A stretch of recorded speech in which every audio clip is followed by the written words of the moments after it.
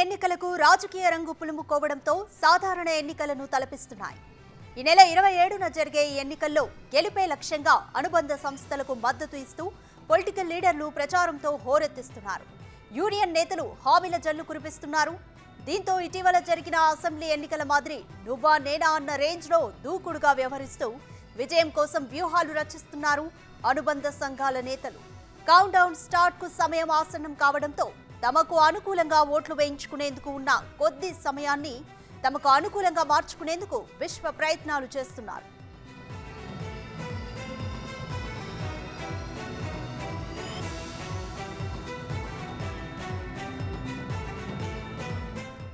నల్ల బంగారు సిరుల మాగాణి అయిన సింగరేణిలో 7వసారి ఎన్నికలు జరగబోతున్నాయి. ఈ ఎన్నికలను అన్ని కార్మిక సంఘాలు ప్రతిష్టాత్మకంగా తీసుకున్నాయి.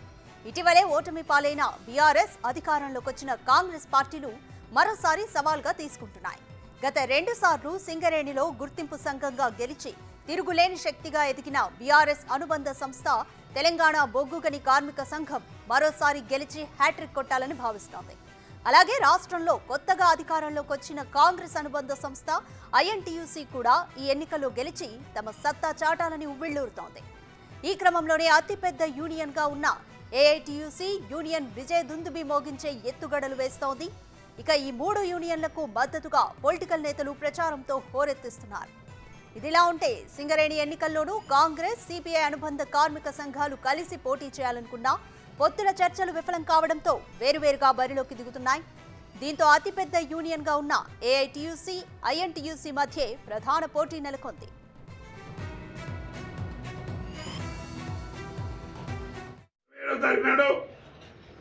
సింగరేణిలో జరుగుతున్న గుర్తింపు కార్మిక సంఘ ఎన్నికల్లో ఐఎన్టీయూసీ గడియార గుర్తు మీద ఒంటరిగానే పోటీ చేస్తుంది.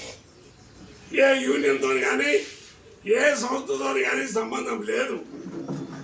ఎందుకంటే గత 10 సంవత్సరాల లోపల అధికారంలో ఉన్న టీఆర్ఎస్, టీబీజీఎస్ కార్మికులకు ద్రోహం చేసింది. వాళ్లతో అంటుగాగిన ఏఐటీసీ తెలంగాణ బొగ్గుగని కార్మిక సంఘంతో పాటు మేము కూడా ప్రాతినిధ్య సంఘం అని చెప్పి ఈ కార్మికుల్ని కంపెనీ ముంచడంలో వాళ్ళు భాగస్వాములు. ఇంకొక పెద్ద ద్రోహం ఏఐటీసీ చేసింది. 98లో మొదటిసారి గుర్తింపు సంఘ ఎన్నికలు జరిగినప్పుడు 100 మస్టర్లు చెయ్యని కార్మికులు డిస్మిస్ చేసే పద్ధతి తీసుకొచ్చింది ఏఐటీసీ. 30,000 మంది కార్మికులు వాళ్ళ భార్య పిల్లలు బజార్న పట్టడానికి కారణం ఏఐటీసీ. ఆ తర్వాత మేము సిఎండి గారిని కలిసి కౌన్సిలింగ్ చేయండి, ఈ విధంగా డిస్మిస్ చేయడం చట్ట విరుద్ధం అని చెప్పి ఆపినాం. పోరాటాలు చేస్తుంటారు. ఇక్కడ అన్ని పోరాటాలు సర్కారీ సంఘం అంటాను. మీరు రాజశేఖర్ దాంట్లో కలిసి లేరా, చంద్రబాబుతో కలిసి లేరా, ఎన్టీ రామారావుతో కలిసి లేరా, అన్ని రకాల మీరు కలిసి ఉండి మీది సర్కారీ సంఘం. మా ఐఎన్టీసీ, మా రాజశేఖర్ రెడ్డి ముఖ్యమంత్రి ఉన్న కార్మికుల కోసం పోరాడినాం. జైలుకి పోయినాం. నరసింహారావు గారు మా ప్రధానమంత్రి ఉన్నా కూడా కార్మికుల హక్కు కోసం, వేజ్ బోర్డు కోసం పోరాడినాం. ఇది ఐఎన్టీ సత్తా. రేపు రానున్న రోజుల్లో సింగరేణిలో ప్రైవేట్ పరం కాకుండా ఉండడానికి, కొత్త బొగ్గుగనులు రావడానికి, ఉద్యోగావకాశాలు ఉండడానికి, అదేవిధంగా సొంత ఇంటి కళ నెరవేర్చడానికి కోసం, ఫ్యాక్టరీ మీద ఇన్కమ్ ట్యాక్స్ లేకుండా కోసం 27వ తారీఖున ఐఎన్టీసీ గడియార గుర్తు మీద ఓటేసి కల్పిస్తారని ప్రగాఢ విశ్వాసం ఉంది. కార్మికులు మరొక్కసారి నమస్కారం తెలియజేస్తాను. ఇటీవల జరిగిన అసెంబ్లీ ఎన్నికల్లో కోల్డ్ బెల్ట్ ఏరియాలో ఉన్న 10 స్థానాలను సిపిఐతో కలిసి కాంగ్రెస్ కైవసం చేసుకున్న నేపథ్యంలో ఆ పార్టీకి అనుబంధంగా ఉన్న ఐఎన్టీయూసీనే గెలిచే అవకాశాలున్నట్లు తెలుస్తోంది. ఇందుకోసం వ్యూహాలు మొదలుపెట్టిన హస్తం పార్టీ సింగరేణి ఎన్నికల బాధ్యతలను రెవెన్యూ మంత్రి పొంగులేటి శ్రీనివాసరెడ్డికి అప్పగించింది. ఇక సీఎం రేవంత్ రెడ్డి ఆదేశాల మేరకు కాంగ్రెస్ మంత్రులు, ఎమ్మెల్యేలు ఐఎన్టీయూసీ గెలుపు కోసం విస్తృత ప్రచారంతో హోరెత్తిస్తున్నారు. సింగరేణి కార్మికులకు ఇళ్ల స్థలాలు ఇస్తామంటూ పొంగులేటి హామీ కూడా ఇచ్చారు. ఈ ఎన్నికల కోసం మరో మంత్రి దుద్దిళ్ల శ్రీధర్ బాబు కూడా ప్రచార రంగంలోకి దిగారు. దీంతో ఎవరి వ్యూహాలు ఫలిస్తాయి, ఎవరి గెలుపు ఖాయమన్న దానిపై ఉత్కంఠ నెలకొంది.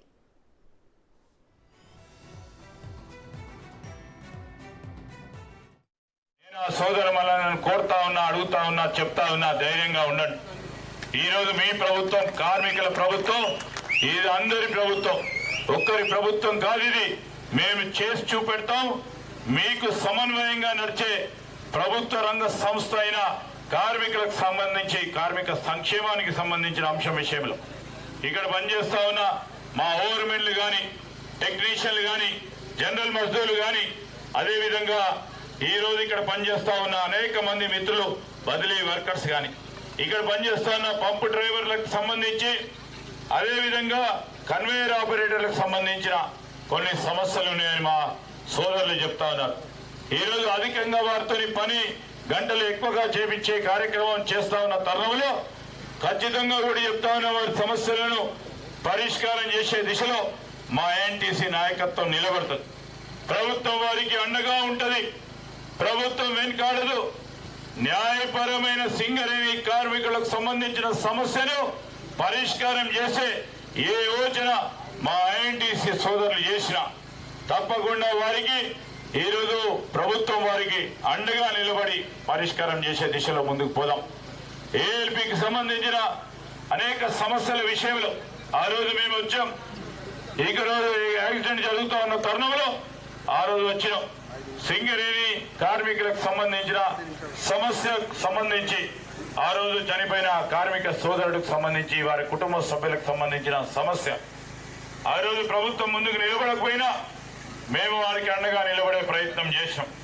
మరి అదేవిధంగా ఈ రోజు మనం చెప్తా ఉన్న అనేక మంది మరి సోదరులకు సంబంధించి ఒకటే కోరుతా ఉన్నా, మీకు ఇంత కొరకు డిపెండెంట్ ఎంప్లాయ్మెంట్ విషయంలో ఎవరి దగ్గరికి పోయి పైరవి చేయాల్సిన అవసరం ఉంటుండే, డబ్బులు ఖర్చు చేయాల్సిన అవసరం ఉంటుండే. ఈరోజు కష్టపడి అన్ని సంవత్సరాలు పనిచేసి ఆ కార్మిక సోదరుడికి న్యాయపరంగా డిపెండెంట్ ఎంప్లాయ్మెంట్ కిందంగా వారి కొడుకుకో, బిడ్డకో, అల్లుడికో పెట్టించే ఆ ఉద్యోగానికి కూడా డబ్బులు అప్పచెప్పేవారు మీరు. ఈ రోజు మేము చెప్తా ఉన్నాం, మా ఐఎన్టీసీ నాయకత్వం ఖచ్చితంగా ఒక్క రూపాయి డబ్బు లేకుండా డిపెండెంట్ ఎంప్లాయ్మెంట్ కార్మిక సోదరుడికి అండగా నిలబడి నేను ఈ రోజు చెప్తా ఉన్నాం, ఒకవేళ వారు ఎవరైనా విధమైన ప్రయత్నం చేసినా నేరుగా ఈ రోజు ప్రభుత్వానికి సంబంధించిన మా దగ్గరికి రండి, రూపాయి లేకుండా ఈ రోజు సింగరేణి సంస్థకు సంబంధించిన ఎండి గారికి చెప్పి ఈ విధమైన ప్రయత్నం ఎవరు చేసినా దాన్ని సహించేది లేకుండా కార్యాచరణ తీసుకుంటామని కూడా మనవి చేస్తా ఉన్నా. ఇళ్ల స్థలాలతో పాటుగా వడ్డీ లేని 20 లక్షల రూపాయల రుణాన్ని నా కార్మిక సోదరులకు ఇస్తానని చెప్పా. కానీ ఆ ప్రభుత్వం మాకు సహకరించలా, కనీసం మా గొంతును కూడా అక్కడ వినిపించనీలా. ఈ ప్రభుత్వం నేను ఎవరితోనో చెప్పాల్సిన అవసరంలా, అధికారంతో మీ దీనులతో ఇందిరమ్మ రాజ్యంలో మనం ఈనాడున్నాం. ఇంకా 5 ఏళ్ళు ఉంటాం, ఇంకా 5 ఏళ్ళు ఉంటాం. నా కార్మిక సోదరులకి ఏ కష్టం వచ్చినా ఆదుకోవడానికి ఈ ప్రభుత్వం ఇందిరమ్మ రాజ్యం ఉంది, మీ సీనన్న ఉన్నాడు. అంతేకాదు ఇళ్ల స్థలంతో పాటుగా వడ్డీ లేని రుణాన్ని 20 లక్షల రూపాయలు ఇచ్చే కార్యక్రమాన్ని చేపట్టుకుందాం. నాణ్యమైన విద్యతో పాటుగా ఆ రోజు సూపర్ స్పెషాలిటీ హాస్పిటల్స్ కడతామని చెప్పాం. మాటలకే పరిమితమైంది. ఏదైతే వాగ్దానాలు ఇప్పుడు చేస్తున్నామో సూపర్ స్పెషాలిటీ హాస్పిటల్ వైద్యం కోసం కట్టించే కార్యక్రమాన్ని కూడా చేపట్టడం జరుగుతుంది ఈ ప్రభుత్వంలో. అంతేకాదు ఉన్నది మన రాజ్యం కాబట్టి ఇందిరమ్మ రాజ్యం, అధికారులు మీ కష్టాలు నిత్యము మీ ఉద్యోగంలో కలిగే ఇబ్బందులని పరిష్కరించే బాధ్యత రాష్ట్ర ప్రభుత్వ పక్షాన నేను తీసుకుంటా. ఉద్యోగాలకి డోకా లేదు. ఇంకొక ప్రాంతాల నుంచి డిప్యుటేషన్ మీద ఇక్కడ చేస్తున్న వాళ్ళని ఇక్కడే పర్మనెంట్ చేసే కార్యక్రమాన్ని కూడా అధికారులతో నేనే ఆర్డర్స్ ఇచ్చి వాటిని ఇక్కడే ఉండే విధంగా కూడా చేపట్టే కార్యక్రమాన్ని చేపట్టే బాధ్యత నాదే. ఇకపోతే నల్ల బంగారంతో ప్రపంచానికి వెలుగులను విరజిల్లుతున్న సింగరేణి సంస్థకు 7వసారి ఎన్నికలు జరుగుతున్నాయి. రాష్ట్రంలోని కొమరం భీం, మంచిర్యాల, పెద్దపల్లి, జయశంకర్ భూపాలపల్లి, భద్రాద్రి కొత్తగూడెం, ఖమ్మం జిల్లాల పరిధిలోని 11 ఏరియాల్లో ఈ ఎన్నికలు జరుగుతుండగా సుమారు 40,000 మంది కార్మికులు తమ ఓటు హక్కును వినియోగించుకోనున్నారు.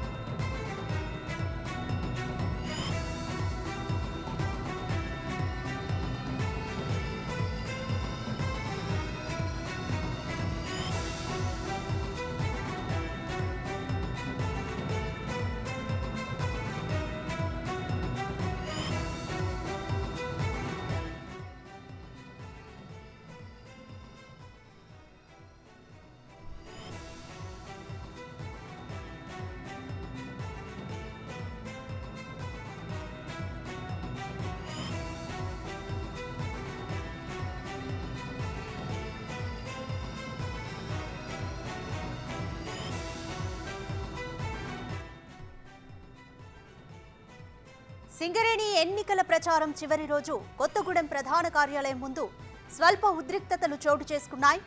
సింగరేణి హెడ్ ఆఫీస్లో గుర్తింపు ఎన్నికల్లో ఏఐటీయూసీ తరపున ప్రచారానికి కొత్తగూడెం ఎమ్మెల్యే కూనంనేని సాంబశివరావు వెళ్లారు.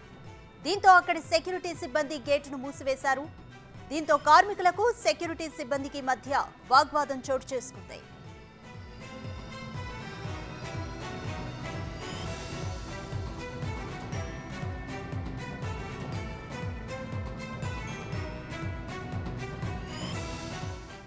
కార్మికుల ఆందోళనతో Singareni director Balaram Nayak main gate వద్దకు చేరుకున్నారు. ఎమ్మెల్యేను లోనికి తీసుకెళ్లారు. అత్యుత్సాహం ప్రదర్శించిన సెక్యూరిటీ చీఫ్ పై డైరెక్టర్ ఆగ్రహం వ్యక్తం చేశారు.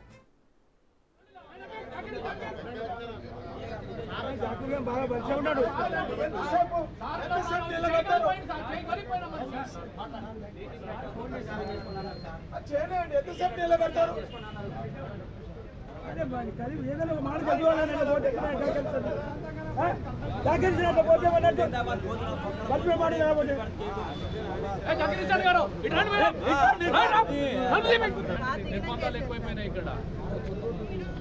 ఇదిగో ఇది కాంగ్రెస్ గవర్నమెంట్ వచ్చింది. ఇట్లా గేట్లు వేయటం కుదరదు, నిర్బంధాలు ఉండకూడదు. ఏమన్నా అంటూ వాడు చేస్తే అది తప్పది, అన్లాఫుల్ యాక్టివిటీస్ పాల్పడతాయి. కరుణాకర్ గారు మీరు కోఆర్డినేట్ చేయండి. వాళ్ళు ఎవరు ఉన్నారా సార్, వాళ్ళు మాట్లాడాలి.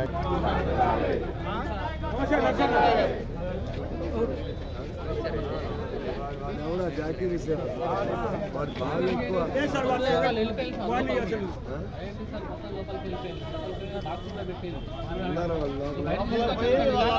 మనం వచ్చిన తర్వాత బయటకు వచ్చింది సార్ వాళ్ళు. మేమంతా లొల్లి పెడితే వాళ్ళు బయటకు వచ్చింది, లేకపోతే రాబో వాళ్ళు వాళ్ళకి సపోర్ట్ చేస్తారు. వాళ్ళంతా ఇప్పుడు మా తగ్గు మీ మీద మంచిగా మాట్లాడుతున్నారు. మా ఇద్దరు తగ్గు లేదు, ఆ తగ్గు కాదండి. ఇప్పుడు మరి మేము జనం దగ్గరికి ఎంత కలవాలి చెప్పండి.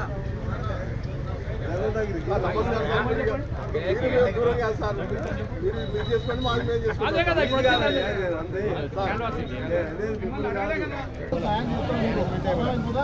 సాయం చేయట్లేదు, మాకు లోపల పంపిస్తారు.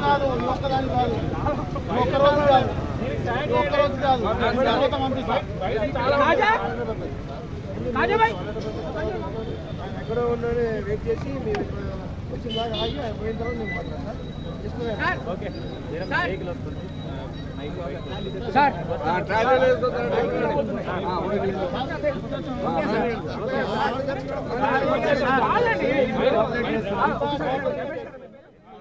కొత్తగూడెం సింగరేణి హెడ్ ఆఫీసులో గుర్తింపు ఎన్నికల్లో ఏఐటీసీ తరపున ప్రచారం చేయడానికి ఎమ్మెల్యే కూనంనేని సాంబశివరావు వెళ్లారు. అయితే సెక్యూరిటీ సిబ్బంది ఆయన గేటు వద్దే ఆపేశారు. ప్రస్తుతం అక్కడ పరిస్థితి ఏ విధంగా ఉందో మా ప్రతినిధి భాస్కర్ అందిస్తారు. భాస్కర్, చెప్పండి, డైరెక్టర్ బలరాం నాయక్ వచ్చి ఎమ్మెల్యేను లోపలికి తీసుకెళ్లగానే పరిస్థితి సద్దుమణిగిందా? అక్కడ ఏం జరిగింది? రాధిక, అదే ప్రశాంతంగానే ఉంది ఇప్పటివరకు చెప్పుకోవచ్చు. కొత్తగూడెంలోని సింగరేణి ఎన్నికల నేపథ్యంలోనే ఒకసారి సింగరేణి కార్మికులకు పక్షాన ఏఐటీసీతో పాటుగా సిపిఐ అనుబంధ సంస్థతో కలిసి ఇప్పుడు సింగరేణి ఎన్నికలు పోతున్న నేపథ్యంలోనూ ఒక్కసారిగా కొత్తగూడెం ఎమ్మెల్యే సాంబశివరావు ఆ ప్రాంతానికి వెళ్ళేసి అక్కడ వాళ్ళ యొక్క పార్టీ అభ్యర్థిని, అంటే అనుబంధ సంబంధించిన అభ్యర్థిని గెలిపించుకునేందుకు ప్రచారం చేస్తున్న నేపథ్యంలో ఒక్కసారిగా సింగరేణి కార్మికులకు అదేవిధంగా సింగరేణి సిబ్బందికి మధ్య కాస్త తోపులాట జరిగిందా అంటే కాస్త ఘర్షణ వాతావరణం నెలకొంది. ఈ విషయం తెలుసుకున్నటువంటి డైరెక్టర్ బలరాం, మొత్తం ముగ్గురు డైరెక్టర్లు ఉంటారు. ఆ ముగ్గురు డైరెక్టర్లోనూ ఒక బలరాం అనే వ్యక్తి ఈ విషయం తెలుసుకొని ఒక సిబ్బంది పైన ఆగ్రహం వ్యక్తం చేస్తూ ఆ ప్రచారానికి ఎలాంటి ఇబ్బందులు జరగకుండా అన్ని క్లియర్ చేసి పెట్టారు. మొత్తానికి అయితే మాత్రం సాంబశివరావు, ఎమ్మెల్యే సాంబశివరావు కూడా ఆ ప్రాంతానికి వెళ్ళడం ప్రశాంతంగా అక్కడ ఉన్నటువంటి సింగరేణి ఎంప్లాయీస్ కి సంబంధించి సింగరేణి కార్మికులకు సంబంధించిన ఎవరికైతే ఓట్ బ్యాంక్ ఉందో అవన్నింటిని కూడా రాష్ట్ర ప్రభుత్వం అంటే ఇప్పుడు తెలంగాణ రాష్ట్రంలో కాంగ్రెస్ ప్రభుత్వం ఫామ్ అయిన తర్వాత మొదటిసారి జరుగుతున్నటువంటి ఈ యొక్క ఎన్నికలకు సంబంధించి గతంలో ఎన్నికల మేనిఫెస్టోలో కూడా అంటే సింగరేణి కార్మికులకు సంబంధించినటువంటి అంటే ప్రచారంలో కూడా కాంగ్రెస్ నేతలు చెప్పారు. ఆ మధ్యలో పొంగులేటి శ్రీనివాసరెడ్డి కూడా మంత్రి, ఆయన గతంలో కూడా సింగరేణి కార్మికులు కట్టుబడి ఉంటుంది తమ ప్రభుత్వం చెప్పడం, కార్పస్ ఫండ్ తో పాటుగా వాళ్ళకి 250 గజాలు ఇల్లు ఇంటి స్థలంతో పాటు 20 లక్షల రూపాయలు వడ్డీ లేని రుణాలు కూడా అందిస్తామని ఏదైతే ప్రకటించారో వాటిని మరలా ఇప్పుడు ఆడ ఉన్నటువంటి కొత్తగూడెం ఎమ్మెల్యే సాంబశివరావు వాటిని మళ్ళీ పునరుద్ధరణ చేసుకుంటూ ఆ గతంలో శ్రీనివాసరెడ్డి మంత్రిగా అంటే ఎన్నికల సమయంలో ఏ ప్రచారం చేశారో అదే ప్రచారం వల్ల అక్కడ ఆ కార్మికులకు అండగా ఉంటుందని చెప్పి చెప్పుకుంటూ పోతుంది ఘటన ఉంది. మొత్తానికైతే ప్రశాంతంగానే అక్కడ వాతావరణం ఉందని చెప్పుకోవచ్చు. కాకపోతే గతంలో బీఆర్ఎస్ పార్టీ అనుబంధ సంస్థగా ఉన్నటువంటి కార్మిక సంఘం చేసిన అవినీతి పైన, ఆగడాల పైన, అదేవిధంగా కొంతమంది అక్రమంగా కొన్ని నిధులు దుర్వినియోగం చేశారని చెప్తున్న సంఘం పేరు మీద అవన్నిటిని కూడా తిరగదోడతాని చెప్పిన భయంతో కొంతమంది ముందస్తుగానే ఎమ్మెల్యే సాంబశివరావు కొత్తగూడెం అంటే సింగరేణి కార్మికుల దగ్గరికి వెళ్ళేసి అక్కడికి ప్రచారం చేసిన విషయం తెలుసుకొని అనుబంధ సంస్థ గతంలో ఎవరైతే బీఆర్ఎస్ పార్టీకి అనుబంధంగా ఉన్నారో వాళ్ళ ప్రోద్బలంతో కార్మికులు కొంతమందికి వచ్చి చికా చేయాలని చూసిన తరుణంలో ఒకసారి డైరెక్టర్ బలరాం రంగప్రవేశం చేసుకొని ఎలాంటి ఇబ్బంది జరగాలని సక్కిగా పెట్టారని చెప్పుకోవచ్చు. రాధిక రైట్, ఎల్లుండి సింగరేణి ఎన్నికలు, మరి ప్రచారానికి ఇంకెంత టైం ఉంది భాస్కర్? ఎప్పుడు ముగించబోతున్నారు ప్రచారాన్ని? ఎల్లుండి జరుగుతున్న నేపథ్యంలోనూ రేపు మధ్యాహ్నం రేపు సాయంత్రం వరకు కూడా ప్రచారానికి ఎలాంటి ఇబ్బంది అన్ని సవ్యంగా జరగదని చెప్పుకోవచ్చు. అయితే మొత్తానికైతే మాత్రం సింగరేణి కార్మికులకు సంబంధించి మొన్నటి వరకు కూడా మాజీ సీఎం కేసీఆర్ ఈ కార్మికులకు పోటీలు ఉండబోదు అధికారి బీఆర్ఎస్ పార్టీ తరఫున ఉన్నటువంటి సింగరేణికి సంబంధించినటువంటి ఏదైతే కార్మికుల అనుబంధ సంస్థ ఉందో ఆ సంస్థ కూడా ఎలాంటి ఎన్నికలు పోదు అని చెప్పి ఆయన ఒక రాజకీయ డ్రామాకు తెరలేపారు. ఆ సమయంలో కాంగ్రెస్ పార్టీ ఒకటే ఉంటుందని చెప్పి అనుకున్న తరుణంలో మరలా 2 రోజులు గ్యాప్ ఇచ్చిన తర్వాత మరలా తమ పార్టీ పోటీలు ఉంటుందని చెప్పి సంబంధించిన అభ్యర్థులు పోటీలు ఉంటారని చెప్పడంతో అయినా సరే కొత్తగూడెం విషయానికి కొత్తగూడెం కావచ్చు, అదే సత్తుపల్లి, మనుగూరు ఈ ఏరియాలో ఉన్నటువంటి ఇల్లందు ఈ 4 ప్రాంతాల్లో ఉన్న సింగరేణి కార్మికులందరూ కూడా తమ యొక్క కాంగ్రెస్ పార్టీ అభ్యున్నతి కోసం కాంగ్రెస్ పార్టీ కంపల్సరీ రావాలి. ఎందుకంటే ఇప్పటికే సింగరేణి కార్మికులకు సంబంధించిన ఎన్నికలు ఇప్పటికే 5 సంవత్సరాల నుంచి కూడా సవ్యంగా జరగలేదు. ఇప్పటికి 2 సంవత్సరాలకు పైగా టైం అయిపోయినా కానీ ఎలాంటి ఎన్నికలు నిర్వహించకపోవడంతో చివరికి కోర్టు ఆశించిన పరిస్థితి అప్పుడు కాంగ్రెస్ పార్టీకి వచ్చింది. ఇప్పుడు తాజాగా రాష్ట్రంలో కాంగ్రెస్ పార్టీ ఫామ్ అయిన తర్వాత ఇప్పుడు ఎన్నికలు సజావు జరిగేందుకు హైకోర్టు కూడా ఒకవైపు ఉత్తర్వులు ఇవ్వడం అన్ని చకచకా జరిగిపోతున్న నేపథ్యంలోనే ఇప్పటికి కాంగ్రెస్ పార్టీ గెలిపే ధ్యేయంగా ముందుకెళ్తామని చెప్పుకోవచ్చు. అయితే ప్రచారానికి సంబంధించిన విషయం చూసుకుంటే కనుక రేపు సాయంత్రం 4 గంటల వరకు టైం ఉన్న నేపథ్యంలోనూ ఈ 4 గంటలు వాస్తవంగా వాళ్ళకి మార్నింగ్ 8 గంటలకు ఒక షిఫ్ట్ ఉంటుంది. అంటే వీళ్ళకి 3 షిఫ్ట్లు ఉన్నాయి రాధిక. ఈ 3 షిఫ్ట్లలో సంబంధించి ప్రచారానికి నైట్ పూట లేదు కాబట్టి ఈ మధ్యాహ్నం పూట అంటే సాయంత్రం వరకే ఈ ప్రచారం చేసుకునేందుకు వీలుగా ఉన్నది. ఈ ఉన్న సమయాన్ని వాడుకునే విధంగా ఇక కాంగ్రెస్ పార్టీ నేతలు కావచ్చు, స్థానిక ఎమ్మెల్యే కూనేటి సాంబశివరావు కావచ్చు ప్రయత్నాలు చేసుకొని చెప్పుకోవచ్చు Radhika. Right, thank you Bhaskar.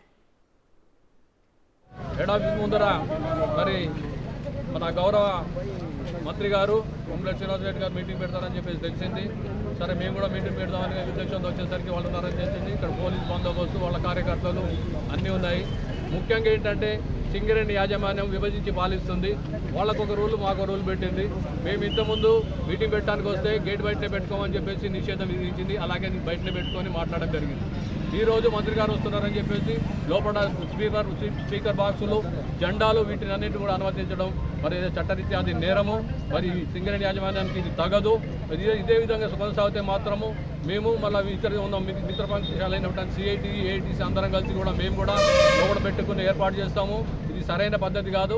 మేము వాళ్ళు చెప్పినట్టుగా ఒబే చేస్తున్నాము. అదే రీతిలో కొనసాగితే వాతావరణం ఆరోగ్యకరంగా ఉంటుంది. లేకపోతే మాత్రం మేము కూడా మరి దీన్ని చిన్నభిన్నం చేసే అవకాశం ఉంటుంది. కాబట్టి శాంతి భద్రతలు కూడా మరి విఘటన కలిగే అవకాశం ఉంటుంది. కాబట్టి మరి మేనేజ్మెంట్ అదేవిధంగా పోలీసు వారు కూడా ఆలోచించి దీన్ని సామరస్యంగా పరిష్కరించి వాళ్ళు కూడా బయట పెట్టుకుంటేనే బాగుంటుంది.